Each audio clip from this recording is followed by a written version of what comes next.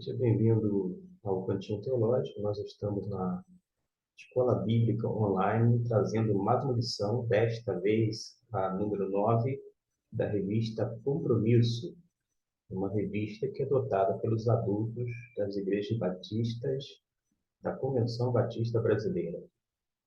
O tema proposto é Adoradores Verdadeiros Não Murmuram. E o assunto compreende o livro de Números, capítulo 11 até o 20. Mas o texto áudio, que nós vamos fazer a leitura nesse momento, se encontra em Números 14, versículo 19.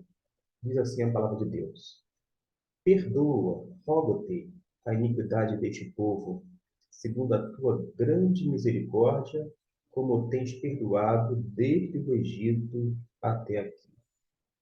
O versículo trata da oração intercessória de Moisés pelo povo de Israel.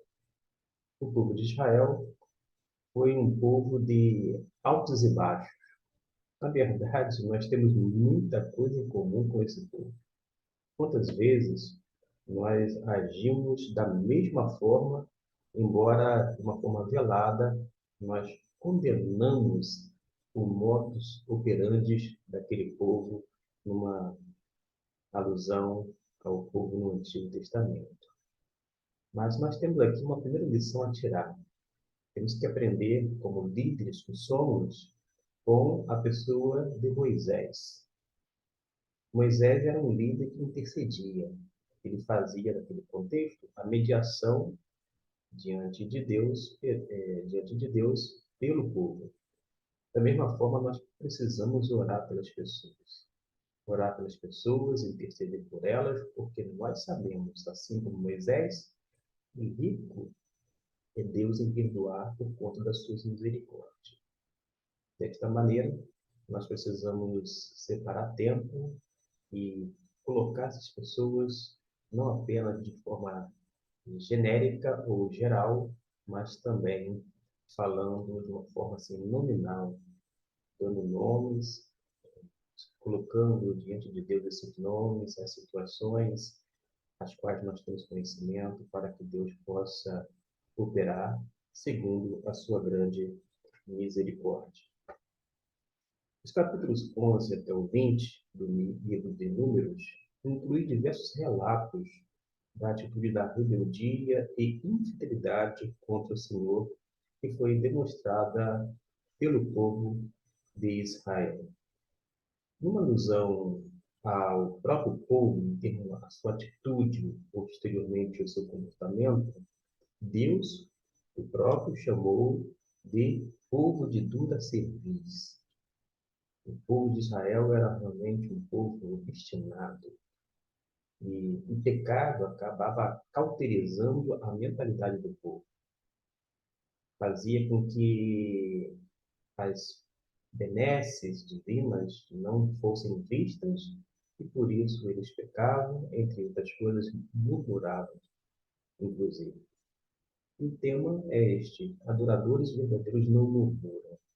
Acontece que, vez ou outra, nós, por mais que sejamos verdadeiros, no sentido de cristãos, vez ou outra nós murmuramos, nós lamentamos, nós reclamamos. E quando nós agimos desta maneira, certamente nós estamos deixando de focar a pessoa misericordiosa de Deus, uma pessoa que é potente, alguém poderosíssimo, que tem todo o poder, o controle de todas as coisas, inclusive da nossa vida, e não apenas da história humana, de uma forma geral, mas certamente de modo assim, particular. O capítulo 11, do versículo 1 até o capítulo 12, versículo 16, é o objeto do primeiro tópico aqui da lição. E o autor diz assim: uma consulta aos dicionários nos permitirá compreender o título dessa divisão do nosso estudo. Porque dissonância, dizem os dicionários, é um conjunto de sons desagradáveis ao ouvido, desarmonia, discordância. Quando ele colocou aqui adoradores em dissonância, então tem essa ideia. É uma junção de sílabas ou palavras que soam mal. E não é a primeira vez, mas agora era demais. 3 queixas seguidas. E vai mostrar aqui os versículos bíblicos onde eles estavam se queixando. Entre eles, Êxodo 15, 16 e 17. Ora, diante dessas queixas, a gente sempre vai ver o que? A manifestação bondosa da graça de Deus para com as pessoas, para que não houvesse mais murmuração.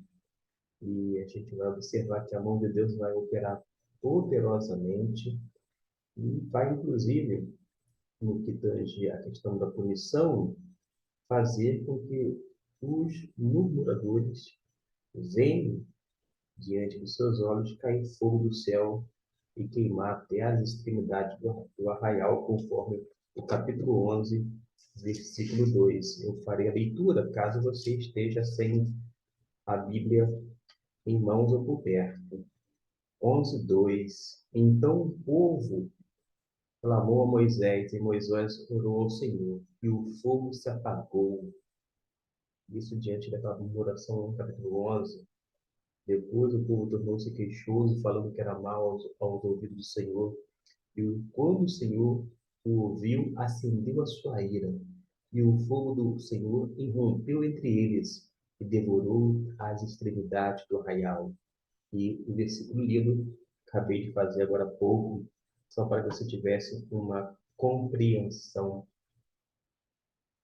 A gente vai observar que tem esse aspecto de punição, Deus vai punir o povo, sim, mesmo sendo de misericórdia. Essa punição não visa destruir o povo, mas uma correção, uma restauração.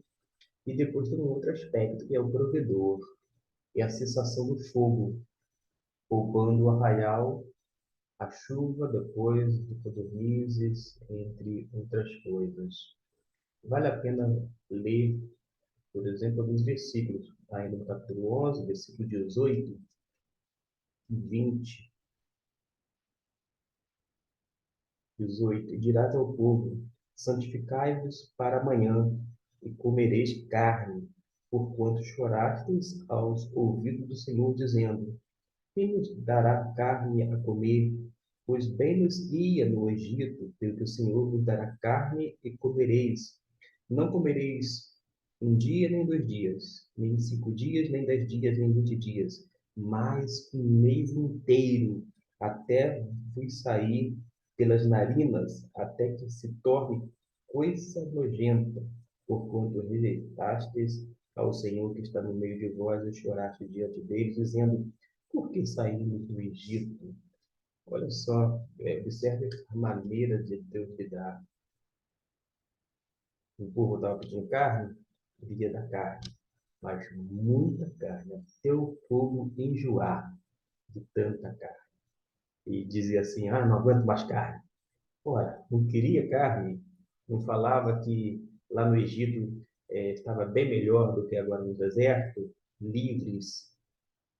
Então, é isso que a gente vai observar da parte de Deus. Tem esse elemento de punição, tem esse elemento provedor, mas vocês podem observar que em vários momentos no Antigo Testamento tem sempre uma pitada de ironia divina. Deus, vou dizer assim, é irônico em alguns sentidos, em alguns momentos descreve tais ironias. A murmuração, segundo o autor, parece ser um mal que tem comprometido o ser humano desde o Éden, porque Adão já tinha murmurado contra Deus por ter dado Eva, no capítulo 3, versículo 12. Para que você tenha uma noção do que está sendo dito, deixa eu ver aqui, nos reportar lá, capítulo 3, versículo 12. Ao que respondeu o homem: a mulher que me deste por companheira deu-me da árvore e eu comi, ou seja, sempre jogando a responsabilidade, as coisas lá para o colo de Deus, dizendo: eu não tenho nada a ver com isso. Gente, isso é coisa nossa, coisa da humanidade. E que a gente pode observar aqui o segundo autor, ele fala assim: na família, na igreja, na sociedade, sempre vem apenas os aspectos negativos. Jamais tem um elogio sincero para dar alegria e raras vezes uma oração de gratidão ao Senhor. Orando são mais as suas queixas que o seu louvor, adoradores dissonantes. E a gente, às vezes, tem que dar a mão à palmatória e dizer como muitas vezes nós agimos da mesma forma que o povo lá no Egito. Murmuramos, reclamamos, cheios de queixumes diante de Deus e deixamos de agradecer por tudo que somos e temos recebido até então. Há uma identificação enorme entre a gente e o povo de Israel. Que Deus tenha misericórdia de todos nós, como teve de Miriam, e não nos trate como aos gulosos de Azerote. O tópico 2, adoradores em pânico, já com base no número do capítulo 13, do versículo 1 até o 14, versículo 45. O que a gente pode ler aqui e tentar passar em pouco tempo para vocês, com base nessa revista e nesse tópico em específico? Acompanhando Israel em Parã, Deus instruiu Moisés a enviar uma comitiva de representantes do povo para observar a terra de Canaã. Isso está lá no capítulo 13, versículo 1 e 2. Essa região, ao sul da Cananéia, serviu de abrigo a Ismael quando foi expulso da casa de Abraão, e a Davi depois da morte do profeta Samuel. Os espias, um de cada tribo, foram enviados com a instrução de avaliar as condições da resistência do povo por onde devia Israel passar em seu caminho a Canaã e quais eram os recursos que poderiam encontrar ali. Acontece que os espiões, ou espias, em outras versões, voltaram em pânico. Isso mesmo, voltaram apavorados. Não havia canções nos seus lábios, eles não cantavam de alegria, diziam assim: opa, que coisa boa, a terra de Canaã promete, só maravilha, até porque havia aquela promessa que era uma terra que manava leite e mel. Mas foi um relatório muito triste, muito pessimista.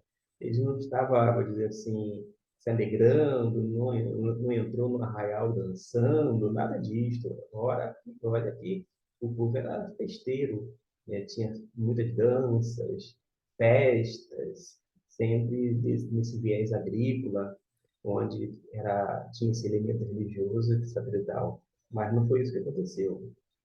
Eles estavam cheios de pavor e o povo, uma vez mais, o que fez? Murmurou. Murmurou contra quem? Contra Moisés e também contra Deus. O que sucedeu depois? Os homens que inspiraram essa sedição foram punidos, feridos com uma praga, porque, diz o versículo bíblico, viram a minha glória e os sinais que fiz no Egito e no deserto, e não obedeceram à minha voz. Os dois homens, entretanto, tiveram coragem de andar na direção oposta à da maioria. No caso, os líderes. É preciso coragem para levantar a voz e ser contra o que diz a maioria, mesmo que isso possa custar os postos, dinheiro e até mesmo a vida. Entretanto, prossegue aqui o autor da revista, tal coragem sempre será premiada quando, contrariando o pensamento e as atitudes da maioria, optamos por fazer exclusivamente a vontade de Deus. Assim foi com quem? Com Josué e Caleb, cujos olhos estavam fitos na promessa de acordo com o capítulo 14 de Números, no versículo 6 até o 10. A gente nota isso. Eu quero apenas chamar a atenção para essa atitude de, do povo de Israel. Se encontra lá no capítulo 14. E toda a congregação levantou a voz e gritou, e o povo chorou naquela noite. E todos os filhos de Israel murmuraram contra Moisés e Arão naquele primeiro momento. Observe que eles levantam-se contra os dois líderes, Moisés e Arão. Mas depois Deus fala com eles, isto é, com o povo, dizendo que eles estavam contra o próprio Deus, porque Deus havia colocado aqueles homens para conduzir o povo do Senhor.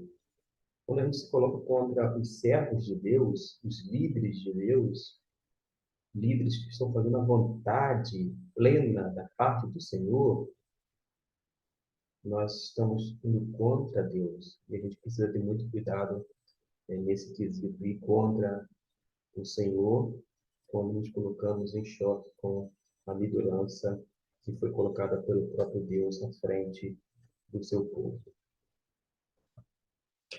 Um outro tópico, que é o último, adoradores cobertos de cinzas, já no capítulo 19, vai do 1 até o 22. Estou apenas me situando aqui na minha Bíblia. Tem alguns episódios e vamos dizer o seguinte aqui. Outros episódios de rebeldia se seguiram àqueles que já foram examinados. Tem muitos aí. Lá no capítulo 16, por exemplo, vai ter a rebeldia lá de Coré, Datã e Abirão. Mais à frente, no capítulo 16, 41 e 42, vai haver a rebeldia da congregação. A rebeldia do povo ela foi sempre severamente punida pelo Senhor. Deus não tolerava a desobediência, esse ato de obstinação da parte do povo. E olha que Deus sempre foi misericordioso.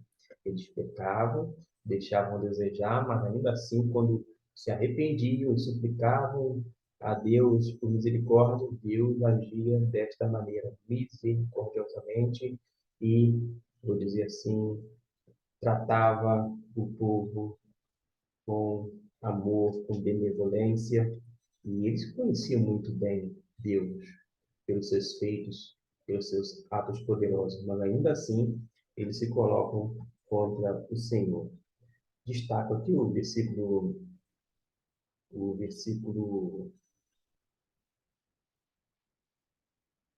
2 do capítulo 20. Ora, não havia água para a conversão, pelo que se levantaram contra Moisés e Arão. Olha só, mais uma vez se levanta contra a liderança.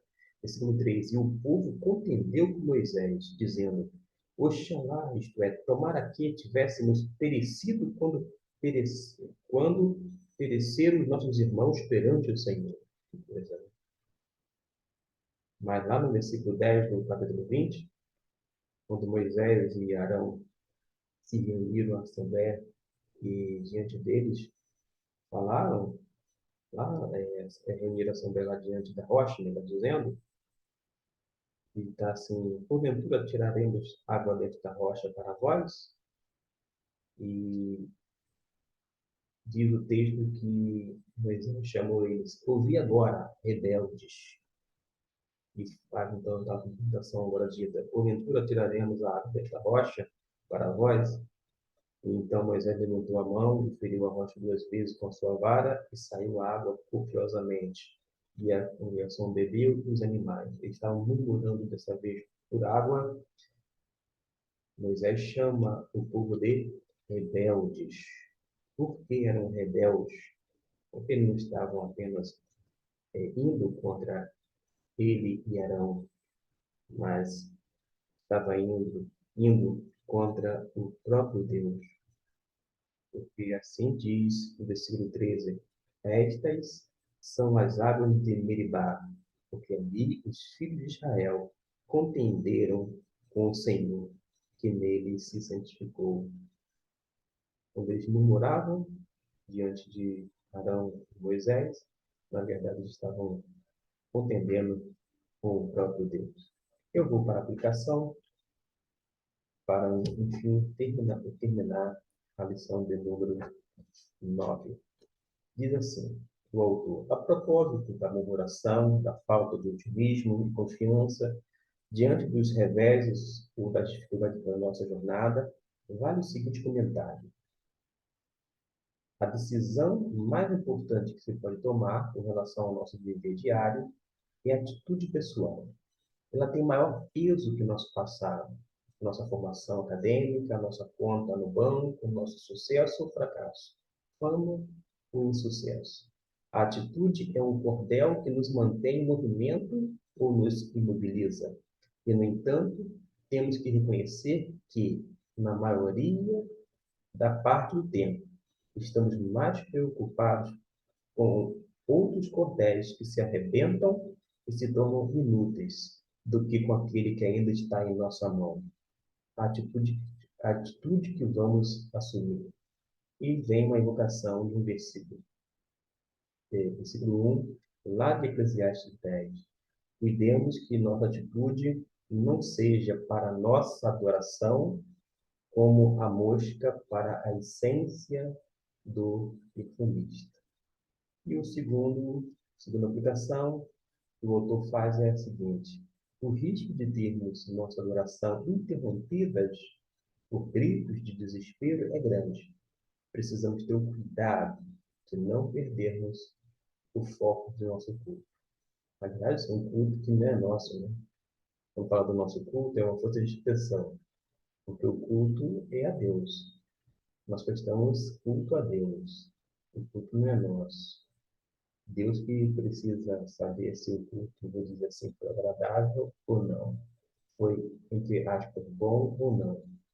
Muitas vezes a gente vai para um culto, a gente fala assim, não gostei do culto. O culto não foi bom. Outras vezes, diga, o culto foi uma bênção. O culto, eu saí de lá com a alma lavada. Ora, gente, o melhor que nós venhamos nos sentir numa reunião cultica. Ora, a pergunta e a nossa preocupação que devemos então nos dirigir é a Deus. Senhor, está aceitando o nosso culto? O Senhor está recebendo como vou dizer assim, um cheiro suave, todos aqueles sacrifícios que estão sendo colocados diante do Senhor e perante o Senhor? É uma pergunta que a gente precisa fazer, porque, como eu disse, o culto não é nosso. O Deus eterno, precisamos ter o cuidado de não perdermos o foco do nosso culto. O foco, a plateia de nossa adoração é Deus. O Deus eterno, todo-poderoso, Senhor da terra e dos céus, e Ele somente há de ser a nossa adoração. E tem o Salmo 115, versículo 1. Eu vou fazer a leitura, porque a gente já está terminando, com mais uma porção da palavra de Deus. Salmo 115, versículo número 1. Não a nós, Senhor, não a nós, mas ao teu nome da glória, por amor da tua benignidade e da tua verdade. Não a nós, não a nós. E finalizo com as palavras do autor que disse o seguinte: quando não, o pânico pode tomar conta, a dissonância romper a harmonia de nosso cantar e vermos nossas harpas penduradas nos salgueiros, enquanto os que estão ao nosso redor, ironicamente, nos pedindo que lhes cantemos canções. Mas uma ironia, né? Que Deus nos abençoe e que você sempre sinta-se enriquecido mediante a exposição da palavra de Deus. Deus abençoe grandemente. Até a nossa próxima EBD online.